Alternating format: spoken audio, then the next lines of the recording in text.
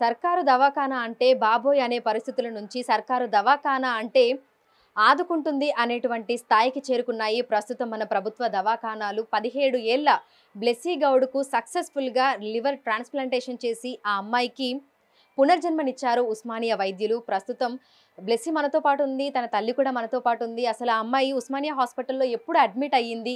ఏంటి అన్నది కూడా తెలుసుకుందాము. ఇదే అంశం మీద సీఎం రేవంత్ రెడ్డి కూడా స్పందించడం జరిగింది. అంటే గవర్నమెంట్ హాస్పిటల్స్ అంటే అక్కడికి వెళ్ళొద్దు, ఎలా చూస్తారో అనేటువంటి ఒక అపోహ ఉండేది. కానీ ఆ అపోహని పటాపంచలు చేస్తూ 17 ఏళ్ల అమ్మాయికి పునర్జన్మనిచ్చారు మన ఉస్మానియా వైద్యులు అని చెప్పి, ఆ అమ్మాయి బావుండాలి, భవిష్యత్తు బావుండాలి అని కూడా కోరుకుంటూ, డాక్టర్లకు అభినందనలు తెలుపుకుంటూ ఎక్స్ వేదికగా ఆయన ఒక పోస్ట్‌ని కూడా చేశారు. సో, బ్లెస్సీ గౌడ్ అదేవిధంగా తన తల్లి కావ్య గారు కూడా మనతో పాటు ఉన్నారు. వాళ్ళు హాస్పిటల్‌లో ఎప్పుడు అడ్మిట్ అయ్యారు? ఏ సమస్యతో అడ్మిట్ అయ్యారు? సో, అదంతా కూడా తెలుసుకుందాము. నమస్తే అండి. నమస్తే అండి. అసలు ఉస్మానియా హాస్పిటల్‌లో మీరెప్పుడు అడ్మిట్ అయ్యారు? అమ్మాయికి లివర్ డ్యామేజ్ అయ్యింది అని అసలు ఎప్పుడు తెలిసింది మీకు?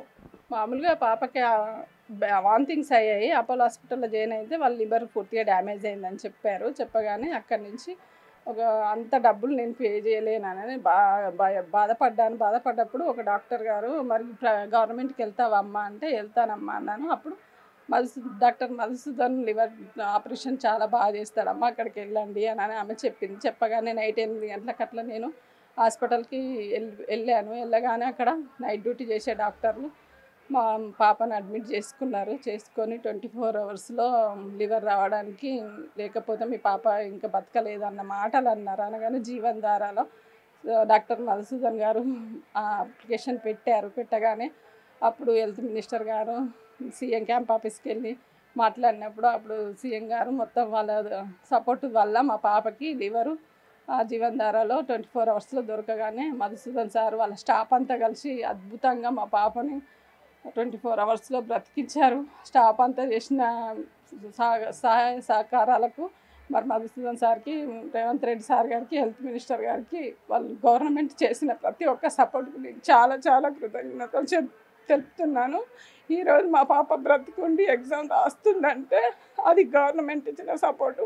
మెయిన్ గవర్నమెంట్ హాస్పిటల్లో అసలు ఎలాంటి ట్రీట్మెంట్ జరగదు అని చాలామంది భయపడతారు. కానీ ఆ భయాన్ని తీసివేసి మధుసూదన్ సారు వాళ్ళ స్టాఫ్ అంతా కలిసి నిజంగా చాలా సపోర్ట్ చేశారు. ఈవెన్ ఊడ్చే వాళ్ళ కాడ నుంచి కూడా ఎంత మంచిగా చూసుకున్నారో, ఎంత మంచిగా వాళ్ళు మాకు సపోర్ట్ చేశారో, ఎక్కడ ఏం చేయాలో, ఏ టెస్టులు ఎలా చేయించుకోవాలో ప్రతి ఒక్కటి సిస్టర్స్ కానీ డాక్టర్స్ కానీ అసలు భాష రాకున్నా కూడా ఒక డాక్టర్ అమ్మాయితే అదితి మేడం ఆమె కూడా చాలా మాకు హెల్ప్ చేసింది. యశ్వంత్ సార్ అయితే ఆయనైతే ఫోన్ కాల్ కూడా చేసి ఇప్పటికీ పాప ఎలా కండిషన్ ఉంది అని కూడా ఫోన్ చేసి మరీ అడుగుతారు వాళ్ళు. ఇప్పుడు పోయినప్పుడు కూడా ప్రతి టెస్ట్ వాళ్ళు చేస్తారు. ప్రతి ఒక్క మెడిసిన్ ప్రొవైడ్ చేస్తున్నారు. ఇంకా కొన్ని మెడిసిన్ బయట రాస్తున్నారు. ఆ మెడిసిన్ కూడా ఇంకా గవర్నమెంట్ దవాఖానలో దొరికేలాగా హెల్త్ మినిస్టర్ గారు ప్రతి ఒక్క పేదవాళ్ళకి సహకరించాలా అని కోరుకుంటున్నా. అమ్మ అసలు మీరు ఏం చేస్తూ ఉంటారు? అంటే మీ కుటుంబం ఏ విధంగా జీవనం సాగిస్తా ఉన్నారు? నేను మిషన్ హాస్పిటల్ కుట్టుకుంటాను. నేను మామూలుగా మిషన్ కుట్టుకొని బతుకుతాను మేడం. మా హస్బెండ్ లేడు. పాపని మిషన్ కుట్టుకొని బతుకుతున్నాను.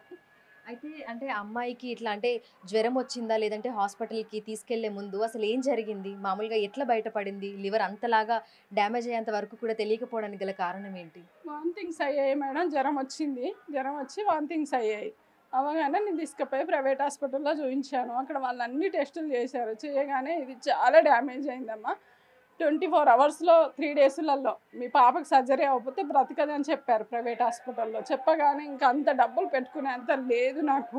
వెంటనే నేను గవర్నమెంట్ హాస్పిటల్‌కి వెళ్ళాను. అక్కడ మధుసూదన్ సారు నాకు జీవన్ ధారాలో ఇట్లా పెడదాము, మీ అదృష్టం దేవుడి దయ వల్ల మీకు దొరికితే మీకు సర్జరీ అవుతుంది. నేనైతే ఇవ్వలేను కదా, మీ ఫ్యామిలీలో ఎవరైనా ఇస్తే చేద్దాము అంటే ఫ్యామిలీలో అందరు టెస్ట్ చేసినా కూడా ఎవరిది మ్యాచ్ అవ్వలేదు. అవ్వకపోవడం వల్ల ఆ జీవన్ ధారాలో దొరికింది. ఇవన్నీ గవర్నమెంట్ చాలా అంటే ఫాస్ట్‌గా రియాక్ట్ అయ్యేలాగా వాళ్ళు చేసినందుకు నేను చాలా చాలా రుణపడి ఉన్నాను వాళ్ళకి. ఎప్పుడు అంటే ఏ డేట్ రోజు మీరు ఉస్మానియా హాస్పిటల్‌లో అడ్మిట్ చేశారు? పాపకి ఎప్పుడు సర్జరీ జరిగింది? కోలుకోవడానికి ఇంత మంచిగా మళ్ళా హెల్తీగా మన మధ్యలో తిరగడానికి ఎంత సమయం పట్టింది? అయితే మేము 12వ తారీఖు నాడు ఉస్మానియా హాస్పిటల్‌లో జాయిన్ అయ్యాము. 14వ తారీఖు నాడు ఆపరేషన్ అయింది. అక్కడ 2 వీక్స్ సార్ వాళ్ళు ఉంచుకున్నారు ఐసీలో పెట్టి. చాలా కేర్ తీసుకున్నారు. ఐసీయూ రూమ్లో కనీసం గాలి కూడా బయటికి రానంత విధానంగా అసలు ఎవ్వరు లోపలికి పోయినా బయటకు వచ్చిన శానిటైజర్ పెట్టుకొని ఒక బ్లౌజ్ జాకెట్ వేసుకొని ఇలా వెళ్ళాలి రావాలని అక్కడ డాక్టర్స్ కూడా చాలా కేర్తో మా పాపను చూడడానికి లోపలికి వస్తే ఇన్ఫెక్షన్ అవుతుంది అని మిర్రర్స్లోకి వెళ్ళి చూసుకుంటూ అంత మంచి ట్రీట్మెంట్ ఆ గవర్నమెంట్ హాస్పిటల్ అసలు స్పెషల్ రూమ్ అనమాట. అలా అరేంజ్ చేసి సార్ ఎంత బాగా చేశాడంటే అసలు మధుసూదన్ సార్ చేసిన దానికి నేను ఏమిచ్చి ఆయన రుణం తీసుకోలేను. అసలు అంత బాగా ట్రీట్మెంట్ ఇచ్చాడు. ఆ స్టాఫ్ అందరికీ సార్కి నేను జన్మలకు రుణపడి ఉంటా. నా బిడ్డ ఇవాళ ఏం చేసినా వాళ్ళే ఆమెకు జన్మనిచ్చారు. మొత్తానికైతే హాస్పిటల్లో నా బిడ్డ మళ్ళీ తిరిగి జన్మించింది. ఒకసారి మనం బ్లెస్సీతో కూడా మాట్లాడదాము. అంటే నిజంగా ఇదొక మిరాకిల్ అనే చెప్పుకోవచ్చు తన జీవితంలో. సో హాస్పిటల్లో నుంచి వచ్చిన తర్వాత ఇప్పుడు హెల్త్ కండిషన్ ఎలా ఉందిరా?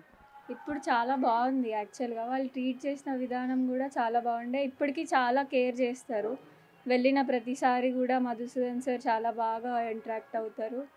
అండ్ ఎవ్రీ టైం నాకు ఏమైనా హెడేక్ వచ్చినా, స్టమక్ పెయిన్ వచ్చినా, ఏది వచ్చినా కూడా వాళ్ళు చాలా బాగా కేర్ తీసుకుంటారు. ఇప్పటికి కూడా కాల్ చేసినా, మెసేజ్ చేసినా తొందరగా రెస్పాండ్ అవుతారు. ఇప్పుడు నువ్వు ఏం చదువుతున్నావు? ఫ్యూచర్లో ఏం అవ్వాలి అనుకుంటున్నావు?